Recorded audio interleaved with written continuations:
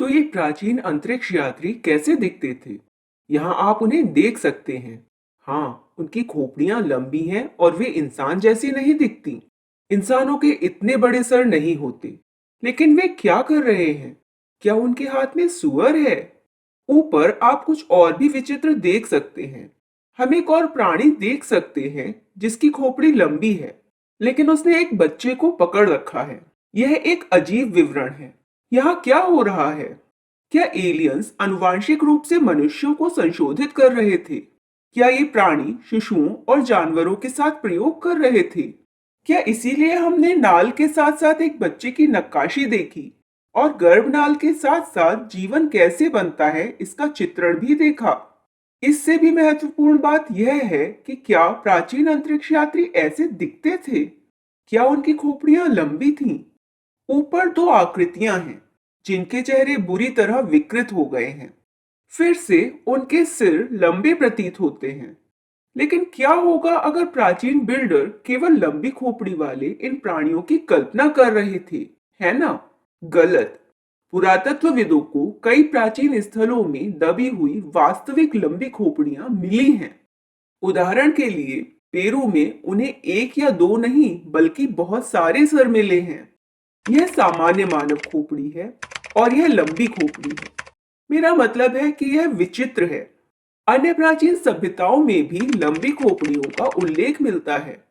यह मिस्र की एक प्राचीन मूर्ति है जिसमें भगवान राजा आकेनाटन या उनके वंशज को दर्शाया गया है।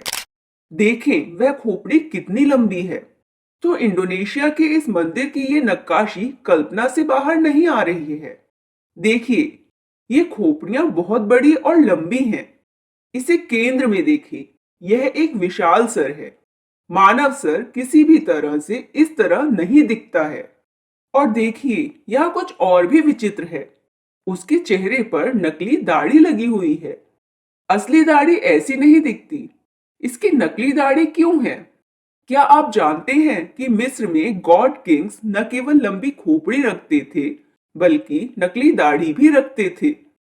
प्राचीन मिस्र में नकली दाढ़ी रखने का रिवाज था, लेकिन हजारों मील दूर इंडोनेशिया में हम इस नक्काशी में इसे क्यों देखते हैं? यह मंदिर निश्चित रूप से पिरामिड से जुड़ा हुआ है।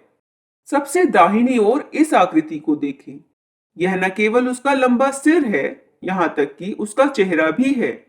यह मानव चेहरे जैसा नहीं दिखता है। यह तेज और नुकीला है। यह स्पष्ट रूप से कुछ और है। और यह आकृति भी। यह सिर सामान्य नहीं है, यह आवश्यक रूप से लंबा है। ये मत कहिएगा कि यह हेलमेट है। आसपास की नक्काशी को देखिए, ये हेलमेट है, लेकिन ये नहीं है। यहाँ उकेरी गई अधिकांश आकृतियों में लंबी खोपड़ियां हैं। क्या उनकी लंबी खोपड़ी इस बात की पुष्टि करती है कि ये एलियंस हैं? क्या होता अगर वे सिर्फ इंसान होते जो अफ्रीका की मंगबेटू जनजातियों की तरह कपाल विकृति का अभ्यास करते थे? क्या उनमें कोई अन्य शारीरिक विशेषता थी जो मनुष्यों से भिन्न हो? मुझे कुछ ऐसा पता चला जिसके बारे में कोई नहीं जानता। इन एलियंस की खोपड़ी में छेद थे। इस आकृति को देखिए, आपको यह छेद दिखाई दे रहा है? उसका कर्णमूल यहाँ है और उसकी बाली कर्णमूल से लटक रही है। लेकिन हम यहाँ खोपड़ी पर ईयरलोब के ऊपर एक छेद देख सकते हैं। हो सकता है कि आपको लगे कि यह सिर्फ मूर्तिकला की गलती है ना? नहीं, अगली आकृति देखें। आप यह देख रहे हैं? उसके कान की लौ के ऊपर एक छेद है। इंसानों के कान की लौ के ऊपर यह छेद नहीं होता है। और इन प्राणियों में यह भौतिक विशेषता थी जो हमें सरीसृपों की याद दिलाती है। सरीसृपों का छेद बिल्कुल इसी स्थान पर होता है। और उनकी खोपड़ी को देखिए, यह निश्चित रूप से लंबी है ना? अब मैं नहीं चाहता कि आप यह सोचें कि मैं इस विचार का समर्थन करने के लिए नक्काशी का चयन कर रहा हूं। तो आइए पिछली नक्काशी पर वापस जाएं, जो मैंने आपको दिखाई थी। क्या आपको लंबी खोपड़ी वाली ये तीन आकृतियां याद हैं? आप उनकी खोपड़ी पर उनके कानों के ऊपर छेद देख सकते हैं। क्या ये उनके कान के छेद नहीं हैं? तो प्राचीन निर्माता हमें स्पष्ट रूप से बता रहे हैं कि ये मानव नहीं है। उनकी शारीरिक विशेषताएं मनुष्यों से भिन्न थीं। यही कारण है कि उन्होंने यह दिखाने के लिए कि हर किसी की खोपड़ी में एक छेद है, बड़ी मेहनत से अपनी खोपड़ी पर ये छेद किए हैं। लेकिन एक और विवरण है जिसे आप भूल गए हैं। विश्वास करें या ना करें, हर एलियन के शरीर में सिर्फ एक छेद नहीं होता है, एक और छेद है। मैं आपको यह आकृति पहले भी दिखा चुका हूं, लेकिन ध्यान से देखिए, दूसरा छेद कहाँ है? क्या आपको पता चला? यह इस छेद के ठीक बगल में है, फिर से खोपड़ी में जाता है, लेकिन दूसरी तरफ, ईयरलोब के पीछे। तो इससे साफ साबित है कि ये इंसान नहीं है।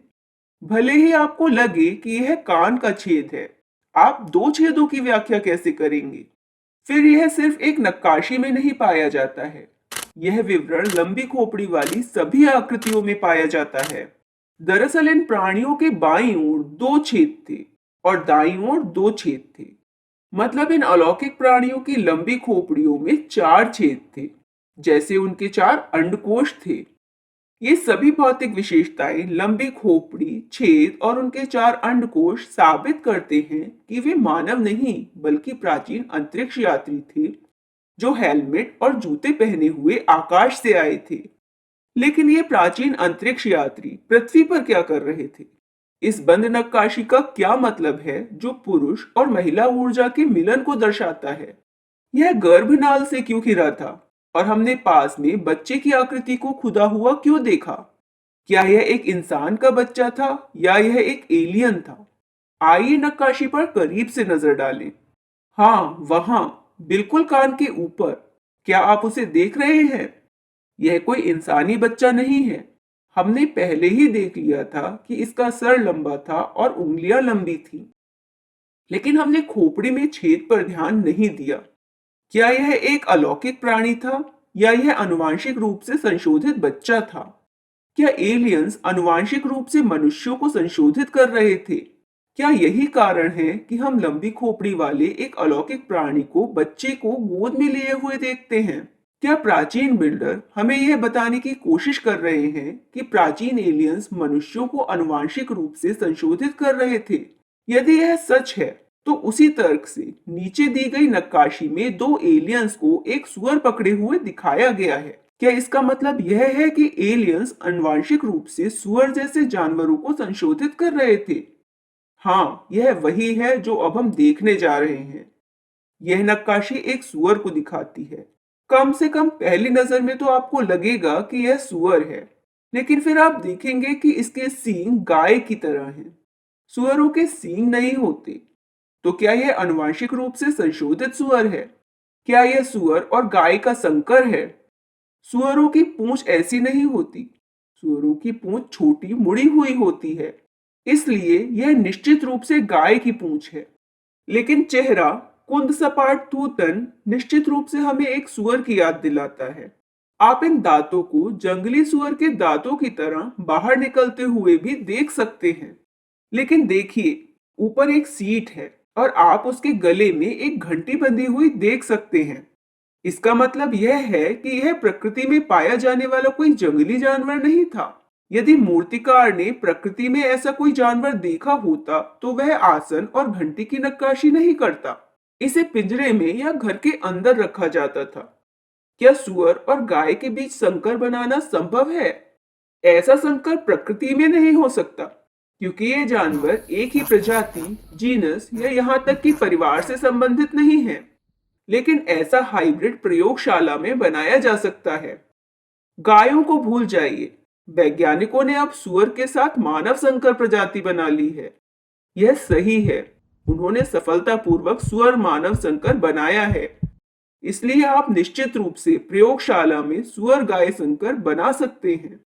क्या प्राचीन अंतरिक्ष यात्रियों ने जानवरों में ऐसे आनुवंशिक संशोधन किए थे? क्या इसीलिए हमें लंबी खोपड़ी वाली दो आकृतियां दिखाई देती हैं जिनमें एक सुअर पकड़े हुए है? लेकिन इस आनुवंशिक रूप से संशोधित प्रजाति के बारे में क्या? लेकिन यह सिर्फ एक हाथी है ना? नहीं, इसके दांतों को देखिए। एक, दो, तीन, चार। इसके सामान्य हाथियों की तरह दो नहीं बल्कि चार दांत हैं। आप स्पष्ट रूप से इस तरफ दो दांत और दूसरी तरफ खुदे हुए दो दांत देख सकते हैं। इसलिए इसमें कोई संदेह नहीं है कि यह चार दांतों वाला हाथी है। फिर हम देख सकते हैं कि यह भारी मात्रा में घंटियों और पट्टियों से सुसज्जित है, यानी इसे घर के अंदर ही रखा गया था। मूर्तिकार साफ तौर पर बता रहा है कि यह कोई जंगली जानवर नहीं है और संभवतः आनुवंशिक संशोधन के जरिए इसे लैब में बनाया गया है। अब आप पूछ सकते हैं, प्रवीण, क्या यह संभव है कि सुअर, गाय, संकर और चार दांतों वाला हाथी सभी एक मूर्तिकार की कल्पना से निकले हों? कलाकार दो चीजों को बढ़ा चढ़ाकर पेश करते हैं, बढ़ाते हैं और जोड़ते हैं, क्योंकि वे रचनात्मक लोग होते हैं।